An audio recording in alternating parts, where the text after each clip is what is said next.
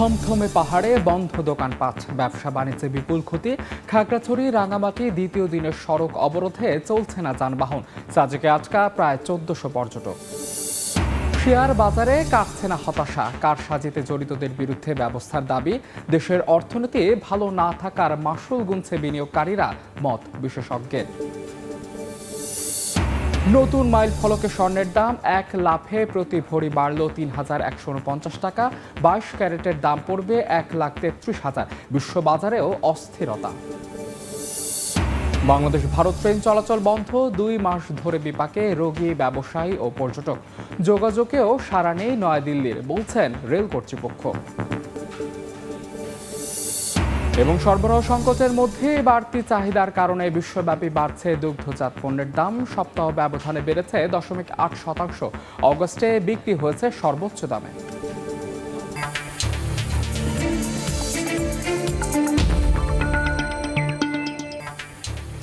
দেখছিলেন শিরোনাম। আমন্ত্রণ জানাচ্ছি দেশ ও দেশের বাইরের অর্থ বাণিজ্যের নানা খবর নিয়ে আমাদের নিয়মিত আয়োজন এই সময়ের বাণিজ্যে। আপনাদের সঙ্গে আছি আমি মাহাদ ইসলাম ধ্রুব। থমথমে পাহাড়ে বন্ধ রয়েছে দোকানপাট, ব্যবসা বাণিজ্যে বিপুল ক্ষতি হচ্ছে। খাগড়াছড়ি রাঙামাটি দ্বিতীয় দিনের সড়ক অবরোধে চলছে না যানবাহন। সাজেকে আটকা পড়েছেন প্রায় ১৪০০ পর্যটক। বিস্তারিত জানাতে রাঙামাটি থেকে সরাসরি যুক্ত হচ্ছেন সহকর্মী হেফাজত সবুজ। হেফাজত, রাঙামাটিতে যে সহিংসত ঘটনা ঘটেছিল রাঙামাটি এবং খাগড়াছড়িতে, সেই সহিংসত ঘটনার প্রতিবাদে ঢাকায় আসলে বিক্ষুব্ধ যে পাহাড়ি জনতা নামে একটি সংগঠন, তারা ৭২ ঘন্টার যে অবরোধ কর্মসূচি ঘোষণা করেছিল, সেই অবরোধ কর্মসূচিতে পাহাড়ের স্থানীয় আঞ্চলিক রাজনৈতিক দল ইপিডিএফ সমর্থন দেয়। তো সেই অবরোধ কর্মসূচির আজকে দ্বিতীয় দিনের কর্মসূচি চলছে। পাশাপাশি রাঙামাটিতে যে সংঘর্ষের ঘটনা ঘটেছিল, এখানে বিপুল সংখ্যক যানবাহন ভাঙচুরের প্রতিবাদে এখানে যে শ্রমিক ইউনিয়ন রয়েছে, তারা আসলে অনির্দিষ্টকালের জন্য পরিবহন ধর্মঘট ঘোষণা করেছে। এই দুইটি ধর্মঘটের কারণে এখন মূলত রাঙামাটি শহরে কোনো ধরনের যানবাহন চলছে না। বিশেষ করে সাধারণ মানুষজন যারাই ঘর থেকে বের হয়েছে, তারা আসলে বিপাকে পড়তে হয়েছে তাদেরকে। তপ্ত গরম উপেক্ষা করে তাদেরকে বিভিন্ন হেঁটে গন্তব্যে পৌঁছাতে হচ্ছে। এই অবরোধ কর্মসূচির কারণে আসলে সবচেয়ে ব্যবসা বাণিজ্যের ক্ষয়ক্ষতির বিষয়টাই বেশি। বনরূপা ব্যবসায়ী সমিতির সাথে আমার কথা হয়েছিল, তারা বলছেন যে যেহেতু ব্যবসা বাণিজ্যের কারণে এখানকার যে দোকানপাট গুলো আছে সবগুলো বন্ধ রয়েছে, বন্ধ থাকার কারণে তাদের প্রতিদিন অন্তত ১ কোটি টাকা করে লোকসান গুনতে হচ্ছে। অন্যদিকে সবচেয়ে বেশি ঝুঁকিতে রয়েছেন সেটা হলো এখানকার যে কাঁচা ফল মালিক যারা রয়েছেন, যারা ব্যবসায়ীর সাথে জড়িত, সেই কাঁচা ফল নিয়ে এসে তাদের বোটগুলো ঘাটে ল্যান্ড করেছেন, কিন্তু হঠাৎ করেই এই অবরোধ কর্মসূচি ঘোষণা করার কারণে তাদের মাঠে যে ঘাটের যে ফলগুলো আছে সেগুলো বোটের মধ্যে পচে যাচ্ছে। তারা আমাদেরকে যে জানিয়েছে যে অন্তত ইতিমধ্যে তাদের ১ কোটি টাকার কাঁচা ফল নষ্ট হয়ে গিয়েছে, এবং এই ফল যদি আজকের মধ্যে তারা কোনোভাবে পরিবহন করতে না পারে, তাহলে তাদের সম্পূর্ণ ফল নষ্ট হয়ে যাবে। এতে তাদের প্রায় ২ কোটি টাকার মতো ক্ষয়ক্ষতি হবে।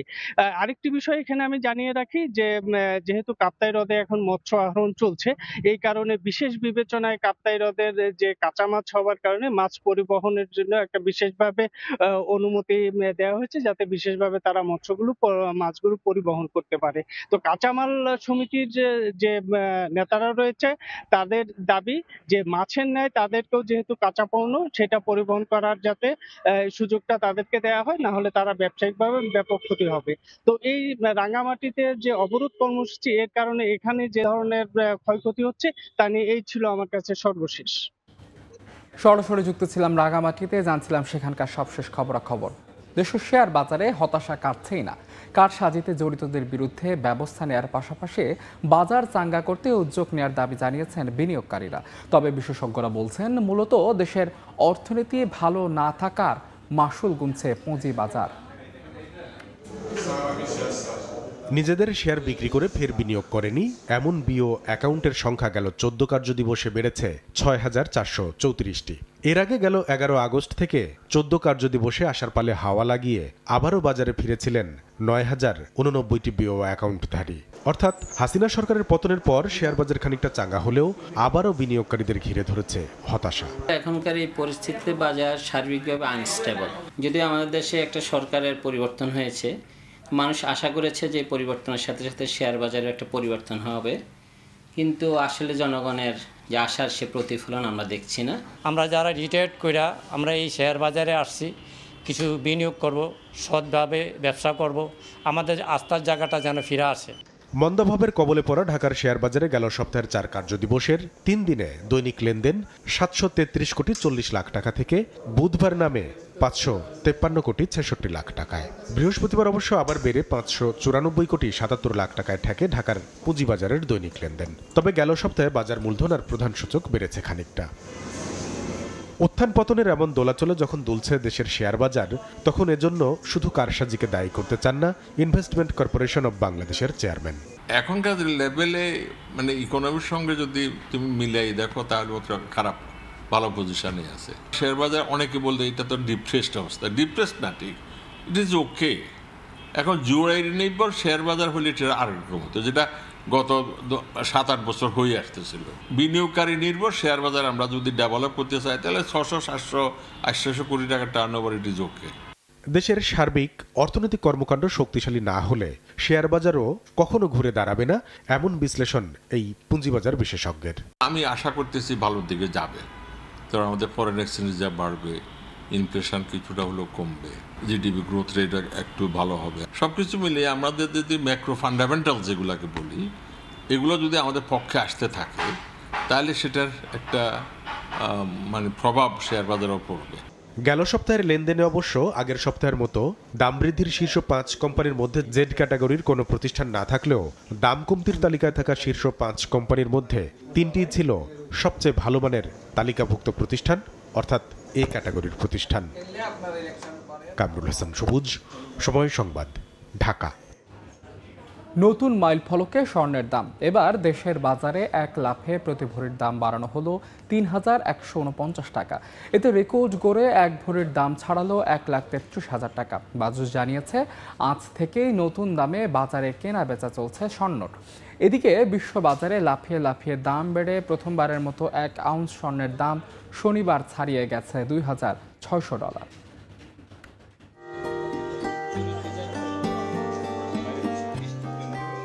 এমনিতেই মূল্যবান, সেই সঙ্গে সুখবর কিংবা দুঃসংবাদ, যে কোনো একটি পরিস্থিতির সৃষ্টি হলেই নতুন করে চাহিদা ও দাম বাড়ে স্বর্ণের। শনিবার সন্ধ্যায় আবারও মূল্যবান ধাতু স্বর্ণের দাম বৃদ্ধির কথা জানিয়েছে বাংলাদেশ জুয়েলার্স সমিতি বাজুস।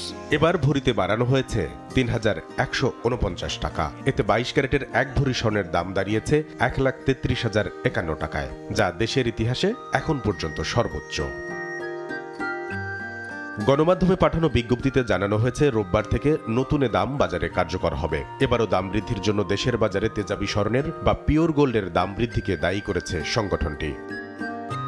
নতুন মূল্য তালিকায় 21 ক্যারেটের 1 ভরি স্বর্ণ কিনতে গুনতে হবে 1,26,998 টাকা। 18 ক্যারেটের প্রতি ভরি 1,08,860 টাকা এবং সনাতন পদ্ধতির প্রতি ভরি স্বর্ণের দাম পড়বে 89,218 টাকা। বাজুস জানিয়েছে স্বর্ণের বিক্রয় মূল্যের সঙ্গে আবশ্যিকভাবে সরকার নির্ধারিত 5% ভ্যাট ও বাজুস নির্ধারিত ন্যূনতম মজুরি 6% যুক্ত করতে হবে। গহনার ডিজাইন ও মানভেদে মজুরির তারতম্য হতে পারে। এর আগে সবশেষ গত 14 সেপ্টেম্বর দেশের বাজারে স্বর্ণের দাম সমন্বয় করেছিল বাজুস। সে সময় ভরিতে 3,581 টাকা বাড়িয়ে 22 ক্যারেটের 1 ভরি স্বর্ণের দাম 1,29,902 টাকা নির্ধারণ করেছিল সংগঠনটি। এদিকে বিশ্ববাজারে লাফিয়ে লাফিয়ে বাড়ছে স্বর্ণের দাম। এতে শনিবার ইতিহাসে প্রথমবারের মতো 1 আউন্স স্বর্ণের দাম $2,600 ছাড়িয়ে যায়। এদিন স্পট মার্কেটে প্রতি আউন্স স্বর্ণের দাম $34.95 বা 1.35% বাড়ে। সংশ্লিষ্টরা বলছেন ফেডারেল রিজার্ভ সুদের হার কমানোতে বিশ্বে বাড়ছে স্বর্ণ কেনার প্রবণতা। কামরুল হাসান সবুজ, সময় সংবাদ, ঢাকা। মোকাবেলা করে ঘুরে দাঁড়িয়েছে নেত্রকোনার চাষিরা। বারবার বানের পানিতে বীজতলা তলিয়ে গেলেও অর্জিত হয়েছে লক্ষ্যমাত্রা। তবে কৃষি উপকরণের বাড়তি দামে ক্ষতি কাটানো নিয়ে শঙ্কায় কৃষক। পর্যাপ্ত মজুদ থাকা এবার সারের দাম বাড়বে না বলছে কৃষি বিভাগ। আলপনা বেগমের তথ্য ও আবু সুফিয়ানের তোলা ছবিতে রিপোর্ট। পাহাড় কিংবা সমতল সর্বত্র রোপণ করা রোপা আমন। কোথাও কোথাও ঢলের পানি কয়েকবার আসায় কিছুটা বিলম্ব হয়েছে চারা রোপণে। তারপরও আবাদে পিছিয়ে নেই কৃষক। কয়েক দফা বন্যা শেষে নেত্রকোনার কলমাকান্দা উপজেলার হীরাকন্দা উড়া দিঘি সহ বিভিন্ন এলাকায় ফের চলছে রোপণের কাজ। আবার কোথাও কোথাও চলছে পরিচর্যা, জমিতে দেওয়া হচ্ছে সার। সব মিলিয়ে ভাদ্রের তপ্ত রোদে পুড়ে এই গরমের মধ্যেই কৃষকরা আগলে রাখছেন সোনালী ফসলের শিশু গাছ। ফসলপাতি আমরা ক্ষতিগ্রস্ত হয়েছে, এরপরে আস্তে আস্তে আমরা করতেছি। মেরা লাগানি লাগছে, আমরা কষ্ট হয়েছে, আমরা পোষাইবো আর কি ধানের দর ঠিক মতো হইলে। নানা প্রতিকূলতা কাটিয়ে আবাদ করতেই হয়, তাই চাষাবাদে ব্যবহৃত সার সহ সব উপকরণ মূল্য সহনীয় রাখার দাবি তাদের। সার তো মনে হয় আগে যে দাম আছে দাম তো নাই, তেলের দাম বেশি, সারের দাম বেশি, খরচ বেশি আগে থেকে। সবকিছুর দর বাড়তে কম সম রাখলে আমরা চলাফেরা করতে পারি, গরিবের লাগে ভালো হয়। তবে পর্যাপ্ত সার মজুদ থাকার কথা জানিয়ে কৃষি কর্মকর্তা বলছেন, সরকার নির্ধারিত মূল্যের বাইরে বেশি রাখলে আইনি ব্যবস্থা নেওয়া হবে। কৃষক ভাইরা যাতে ন্যায্য মূল্যে সারটা পান, সেটার জন্য আমরা বাজারের তদারকি সহ যে কোনো ধরনের মনিটরিং কার্যক্রম যেগুলি আছে সেগুলি আমরা চলমান রেখেছি। কৃষি বিভাগের তথ্য মতে জেলায় এবছর 1,35,140 হেক্টর জমিতে আমন আবাদের লক্ষ্যমাত্রা রয়েছে, যা ইতিমধ্যেই ছাড়িয়ে গেছে। সময় সংবাদ, নেত্রকোনা। এই সময়ের বাণিজ্য। গ্যাস সংকটে টানা ৮ মাস ধরে বন্ধ জামালপুরের যমুনা সার কারখানায় দানাদার ইউরিয়া উৎপাদন। এতে যন্ত্রপাতি নষ্টের সংখ্যা দেখা দিয়েছে, বেকার হয়ে পড়েছেন শ্রমিকরা। কৃষকরা বলছেন, আমদানি করা দানাদার ইউরিয়া ব্যবহারে খরচ বাড়লেও মিলছে না কাঙ্ক্ষিত ফসল। কর্তৃপক্ষ বলছে, গ্যাস সংযোগ পাওয়া মাত্রই শুরু হবে উৎপাদন। জাহাঙ্গীর আলমের তথ্য, আবুল কালাম আজাদের ছবি নিয়ে রিপোর্ট। জামালপুরের যমুনা ফার্টিলাইজার কোম্পানি লিমিটেড দানাদার ইউরিয়া সার তৈরির কারখানাটিতে প্রতিদিনের উৎপাদন সচল রাখতে প্রয়োজন 40 থেকে 50 হাজার ঘনফুট প্রাকৃতিক গ্যাস। তবে চলতি জানুয়ারিতে কারখানায় গ্যাসের সরবরাহ নেমে আসে 2 থেকে 2.5 হাজার ঘনফুটে। এক পর্যায়ে সরবরাহ পুরোপুরি বন্ধ হলে 15 জানুয়ারি থেকে উৎপাদনও থেমে যায় সার কারখানাটিতে। 8 মাসেও মেলেনি কারখানায় গ্যাস সরবরাহ। দীর্ঘদিন উৎপাদন বন্ধ থাকায় আশঙ্কা তৈরি হয়েছে মূল্যবান যন্ত্রপাতি বিকলের। বেকার হয়ে পড়েছেন কারখানার 5 শতাধিক শ্রমিক। এমন পরিস্থিতিতে বিদেশ থেকে আমদানি করা হচ্ছে দানাদার ইউরিয়া। খরচ পড়ছে 3 গুণেরও বেশি। সরকারের একটা তালিকা করতে হবে যে কোন চাহিদাগুলোকে জনস্বার্থে চালু করা প্রয়োজন। যমুনা সার কারখানা চালু করা সরকারের অতীব জরুরি। কৃষকের দিশাহারা। আজকে বিদেশ থেকে যে সার আনা হচ্ছে সেই সারগুলোর মান সম্মত নয়। কেমিক্যাল কারখানাগুলোতে প্রত্যেকটা ভেসেল, প্রত্যেকটা লাইনগুলো ব্লক হয়ে গেলে এই যমুনা সার কারখানা আর সামনের দিনে চালানো আর সম্ভব হবে না। এদিকে আমদানি করা সার মানসম্মত না হওয়ায় পরিমাণে লাগছে বেশি। তারপরেও আশানুরূপ উৎপাদন হচ্ছে না বলছেন কৃষক। তারাকান্দিতে যে সারটা জন্ম নেয় 100 ভাগ কাজ করে, আর যে সারটা বিদেশ থেকে এনে আমাদেরকে ব্যবহার করাইতেছে 3 বস্তা ব্যবহার করলেও অতটুকু কাজ আমরা সফল পাই না। এই পানি এবং সারের সাথে সামঞ্জস্যপূর্ণ, কিন্তু ওখানের থেকে যে সার আসে এগুলো হলো লবণাক্ত পানি সার। সারের যে আমাদের সংকট মনে করি আমরা সময় মতো সার পাই না। তবে কারখানা কর্তৃপক্ষ জানিয়েছে গ্যাস সরবরাহ পেলেই আবারও শুরু হবে উৎপাদন। বন্ধ থেকে আবার চালাইতে গেলে বিভিন্ন ধরনের প্রবলেম ফেস করতে হয়। কারখানা রেডি আর কি, গ্যাস পেলে চালাইতে পারবো। 1991 সালে সরিষাবাড়ির তারাকান্দিতে স্থাপন করা হয় Jamuna fertiliser company limited. 1700 metric ton উৎপাদন ক্ষমতা সম্পন্ন এই কারখানা থেকে দেশের 18টি জেলায় সরবরাহ করা হয় দানাদার ইউরিয়া। সময় সংবাদ, জামালপুর। সরবরাহ সংকটের মধ্যে বাড়তি চাহিদার কারণে বিশ্বব্যাপী বাড়ছে দুগ্ধজাত পণ্যের দাম। নিউজিল্যান্ডের হেরাল্ডের প্রতিবেদনে বলা হয়েছে, সপ্তাহ ব্যবধানে 0.8% বেড়েছে দুগ্ধজাত পণ্যের দাম।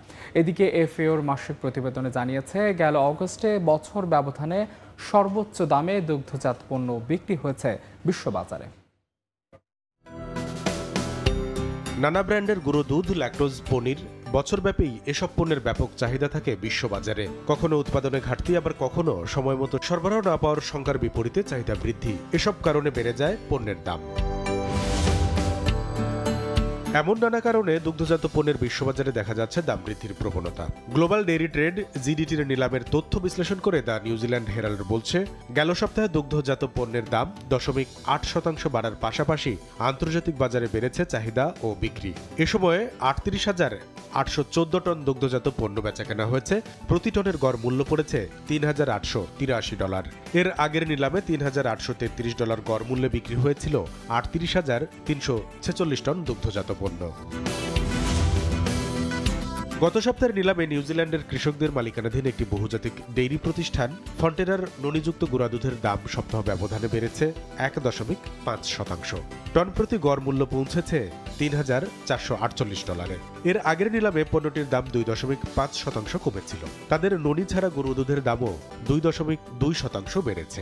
প্রতি টনের গড় মূল্য পৌঁছেছে $2,809। হেরাল্ডের প্রতিবেদনে জানানো হয়েছে, আগের নিলামে দাম কমলেও গত সপ্তাহে এসে ল্যাকটোজের দাম 3.5% বেড়েছে। প্রতি টনের গড় মূল্য পৌঁছেছে $896। এই নিলামে সবচেয়ে বেশি দাম বেড়েছে মোজারেলা পনিরের। এটির দাম 4.5% বেড়ে প্রতি টনের গড় মূল্য দাঁড়িয়েছে $5,351। এর আগেই চলতি মাসের শুরুতেই জাতিসংঘের খাদ্য কৃষি বিষয়ক সংস্থা FAO জানিয়েছে, গেল জুলাইয়ের চেয়ে আগস্টে বিশ্বব্যাপী দুগ্ধজাত পণ্যের দাম বেড়েছে 2.2%। আর বছর ব্যবধানে, অর্থাৎ গত বছরের আগস্টের তুলনায় এবার আগস্টে 14.2% বেশি দামে বিক্রি হয়েছে এসব পণ্য। এমন দাম বৃদ্ধির পেছনে চাহিদা বৃদ্ধির কথা জানিয়েছে সংস্থাটি। কামরুল হাসান সবুজ, সময় সংবাদ। নতুন ঋণ ইস্যুতে সচিবালয়ে অর্থ উপদেষ্টা ডক্টর সালেহুদ্দিন আহমেদের সঙ্গে বৈঠক করেছেন আন্তর্জাতিক মুদ্রা তহবিল IMF এর প্রতিনিধি দল। বৈঠকের বিস্তারিত জানাতে যোগ দিচ্ছেন রিপোর্টার মহির মারুফ। সরাসরি যাচ্ছে তার কাছে। মহির, ঋণের সম্ভাব্যতা যাচাইয়ে IMF এর প্রতিনিধি দলের সঙ্গে আলোচনায় বসেছিলেন অর্থ উপদেষ্টা সালেহুদ্দিন আহমেদ। এতক্ষণ সকাল থেকে আলোচনা হয়েছে, যদিও আনুষ্ঠানিকভাবে কোনো ব্রিফিং করা হয়নি সাংবাদিকদের যে কি আলোচনা হয়েছে। তবে আমরা জানি যে বিগত সময়ে, অর্থাৎ গত মাসে 29 আগস্ট উপদেষ্টা সালেহুদ্দিন আহমেদ IMF এর কাছে আরও বাড়তি $300 কোটি মতো ঋণ চেয়েছিলেন। বর্তমানে IMF হচ্ছে বাংলাদেশকে $470 কোটি মতো ঋণ প্রস্তাব অনুমোদন করেছে, যার 3টি কিস্তিতে মধ্যে বাংলাদেশ পেয়েছে এবং 2026 সালের ভিতরে 7 কিস্তিতে পুরো টাকা পরিশোধ হয়ে যাওয়ার মতো কথা রয়েছে। তবে নতুন যে সরকার এসেছে, তারা বিশ্বব্যাংক, ADB থেকে শুরু করে IMF এর কাছে নতুন টাকা পাওয়ার জন্য অ্যাপ্রোচ করেছে এবং সেখানে IMF এর কাছ থেকে আরও বাড়তি $300 কোটি সেটি পাওয়ার জন্য আলোচনা হয়েছে। সাধারণত IMF যে সকল জিনিসের উপর ভিত্তি করে ঋণ দেয়, সেটি যদি আমরা একটু দেখি যে আর্থিক একটা বড় সংস্কার আসলে IMF দাবি করে ঋণের শর্ত হিসাবে, সেটি রাজস্বের অটোমেশন, ব্যাংক খাতের সংস্কার বা হচ্ছে বাজেট কেন্দ্রিক চিন্তাভাবনা, ভর্তুকি কেন্দ্রিক চিন্তাভাবনা। এই ঘটনাগুলো নিয়ে মূলত আসলে আলোচনা হয় IMF এর ঋণ পাওয়ার ক্ষেত্রে এবং সেটি নিয়ে আলোচনা হয়েছে বলে ধারণা করা হচ্ছে। IMF এর মিশনটি সাধারণত 6 থেকে 7 দিনের মতো বাংলাদেশে থাকবে এবং বাংলাদেশের বিভিন্ন স্টেক হোল্ডারদের সাথে তারা আলোচনা করবে যে কোন পরিপ্রেক্ষিতে বাংলাদেশকে আসলে ঋণ দেওয়া যায়। আমরা জানি যে এর আগে বাংলাদেশ বেশ ভালো অঙ্কের ঋণ পেয়েছে ADB এবং বিশ্বব্যাংক থেকে এবং ওভারঅল আশা করা যাচ্ছে যে IMF থেকেও বাংলাদেশ ইতিবাচক সাড়া পাবে বাজেট সহায়তা এবং ব্যাংক খাতের সংস্কারের সহায়তা থেকে। অর্থ মন্ত্রণালয় থেকে এখন পর্যন্ত এটাই ছিল আমার কাছে সর্বশেষ খবরাখবর। IMF এর ঋণ প্রসঙ্গে জানতে সরাসরি যুক্ত ছিলাম সচিবালয়। এদিকে 2 মাস ধরে বন্ধ বাংলাদেশ ভারত রেল যোগাযোগ। এতে বিপাকে পড়েছেন হাজারো রোগী, ব্যবসায়ী ও পর্যটক। দুর্ভোগ লাঘবে দ্রুত ট্রেন চালুর উদ্যোগ নেয়ার দাবি যাত্রীদের। তবে রেল কর্তৃপক্ষ বলছেন, বাংলাদেশের পক্ষ থেকে যোগাযোগ করা হলেও সাড়া নেই ভারতের। নাজমুস সালেহির প্রতিবেদন। রাজপথে ছাত্র জনতার তীব্র আন্দোলনে 19 জুলাই সারা দেশে বন্ধ হয়ে যায় রেল যোগাযোগ। মাসখানেক পর অভ্যন্তরীণ ট্রেন চলাচল স্বাভাবিক হলেও বন্ধ আছে বাংলাদেশ ভারত রেল যোগাযোগ। এতে বিপাকে পড়েছেন মৈত্রী, মিতালি ও বন্ধন এক্সপ্রেসের হাজার হাজার যাত্রী। প্রতিদিনই কমলাপুর রেল স্টেশনে টিকিটের খোঁজে কাউন্টারে আসছেন যাত্রীরা। টিকিট না পেয়ে তুলে ধরেন ভোগান্তির কথা। চিকিৎসার জন্য যাইতে চাইছিলাম, কিন্তু এখন ভারত বাংলাদেশ ট্রেন বন্ধর কারণে যাইতে পারি না। এদের অনেক ভোগান্তি হইতেছে। চিকিৎসাটা নিতে এই ট্রেনকেই স্বাচ্ছন্দ্য বোধ করে। আমিও নিয়মিত যাতায়াত করি এই ট্রেনে। আসার পর তাদেরকে জিজ্ঞেস করার পর জানতে পারলাম যে টিকিট সাময়িক বন্ধ। তো এখন এটার জন্য আমার বিকল্প চিন্তা ভাবনা করতে হবে। এমন বাস্তবতায় দ্রুত আন্তদেশীয় রেল যোগাযোগ শুরুর তাগিদ যাত্রীদের। 24 তারিখে টিকিট কাটছিলাম ডাক্তার দেখানোর জন্য যাওয়ার জন্য কলিকাতা, এখন টাকা ফেরত নিতেছি। অনেকে বিমানে যাওয়ার মতো সামর্থ্য নাই বা অনেক জটিলতা, প্লাস হচ্ছে বাসে যাওয়াটা অনেক জটিলতা, ট্রেনটা অনেক সহজলভ্য ছিল। প্লেনের ভাড়া অনেক বেশি, এজন্য যাইতে খুবই সমস্যা হচ্ছে। এখন ট্রেনটা যদি চালু হয় আমাদের জন্য খুবই ভালো হয়। বাংলাদেশ রেলওয়ের মহাপরিচালক জানান, ট্রেন চালুর বিষয়ে ভারতের সঙ্গে যোগাযোগ করা হলেও এখনও এ বিষয়ে সাড়া মেলেনি। বাংলাদেশ রেলওয়ের পক্ষ থেকে, রেলপথ মন্ত্রণালয়ের পক্ষ থেকে ভারতীয় কর্তৃপক্ষের সঙ্গে আমাদের যোগাযোগ স্থাপন করেছি। আমরা ভারতীয় ট্রেন চালানোর ব্যাপারে তাদের মতামত চেয়েছি, আমরা তাদের মতামতের জন্য অপেক্ষা করতেছি। মতামত পাওয়া গেলে আমরা দ্রুততার সময় ট্রেনটি চালু করব। ভারত বাংলাদেশের মধ্যে চলাচল করে 3টি আন্তদেশীয় ট্রেন। নাজমুস সালেহি, সময় সংবাদ, ঢাকা। দেখছেন এই সময়ের বাণিজ্য। কর্মীরা ধর্মঘট চালিয়ে গেলে বেতন না দেওয়ার ঘোষণা দিয়েছে স্যামসাং ইন্ডিয়া। কর্মসূচি প্রত্যাহার না করলে সোমবার থেকে কারখানা ভবনে প্রবেশাধিকার বন্ধের হুঁশিয়ারি দিয়েছে প্রতিষ্ঠানটি। তবে বিক্ষোভ অব্যাহত রেখেছেন তামিলনাড়ু রাজ্যের স্যামসাং হোম অ্যাপ্লায়েন্স প্ল্যান্টের কর্মীরা। গত 9 সেপ্টেম্বর থেকে বিক্ষোভ করছেন স্যামসাংয়ের ভারতীয় শাখার কর্মীরা। সেই সঙ্গে চলছে অনির্দিষ্টকালের ধর্মঘট। ট্রেড ইউনিয়নকে স্বীকৃতি দেওয়া, বেতন ভাতা বাড়ানো এবং কর্মস্থলে কাজের পরিবেশ ও নিরাপত্তা নিশ্চিতের দাবিতে তাদের এই আন্দোলন অব্যাহত রয়েছে। এতে অংশ নিচ্ছেন 1000-এর বেশি কর্মী। এমন অবস্থায় থমকে আছে স্যামসাং ইন্ডিয়ার কারখানার উৎপাদন কার্যক্রম। আন্দোলনরত কর্মীদের বিরুদ্ধে এবার কঠোর পদক্ষেপের ঘোষণা দিয়েছে স্যামসাং ইন্ডিয়া। প্রতিষ্ঠানটি জানিয়েছে, কর্মীরা ধর্মঘট চালিয়ে গেলে তাদের বেতন দেওয়া হবে না। এই নীতি ঘোষণার পাশাপাশি আগামী সোমবার থেকে কারখানা ভবনে বিক্ষোভে অংশ নেওয়া কর্মীদের প্রবেশাধিকার বন্ধেরও হুঁশিয়ারি দিয়েছে কোম্পানিটি। এই প্ল্যান্ট থেকে স্যামসাং এর বার্ষিক $12 বিলিয়ন আয়ের 1/3 যোগান দেয়। এখানে ফ্রিজ, টেলিভিশন, ওয়াশিং মেশিন সহ বিভিন্ন হোম অ্যাপ্লায়েন্স তৈরি করা হয়। এছাড়া চলমান এই ধর্মঘট ভারতের প্রধানমন্ত্রী নরেন্দ্র মোদীর মেক ইন ইন্ডিয়া উদ্যোগেও প্রভাব ফেলতে পারে বলে আশঙ্কা করা হচ্ছে। বিশেষজ্ঞরা বলছেন, স্যামসাং কর্মীদের এই ধর্মঘটের কারণে দেশের বৈদেশিক বিনিয়োগে নেতিবাচক প্রভাব পড়ার আশঙ্কা রয়েছে। ইয়াসিন মোহাম্মদ জিসান, সময় সংবাদ। শীর্ষ সংবাদগুলো জানিয়ে দিচ্ছে আরেকবার। থমথমে পাহাড়ে বন্ধ দোকানপাট, ব্যবসা বাণিজ্যে বিপুল ক্ষতি। খাগড়াছড়ি রাঙামাটি দ্বিতীয় দিনের সড়ক অবরোধে চলছে না যানবাহন। সাজেকে আজকা প্রায় 1500 পর্যটক। শেয়ার বাজারে কাটছে না হতাশা। কারসাজিতে জড়িতদের বিরুদ্ধে ব্যবস্থার দাবি। দেশের অর্থনীতি ভালো না থাকার মাসুল গুনছেন বিনিয়োগকারীরা, মত বিশেষজ্ঞের। এবং নতুন মাইল ফলকে স্বর্ণের দাম 1 লাফে প্রতি ভরি বাড়ল 3149 টাকা। 22 ক্যারেটের দাম পড়বে 1,33,000। বিশ্ব বাজারেও অস্থিরতা।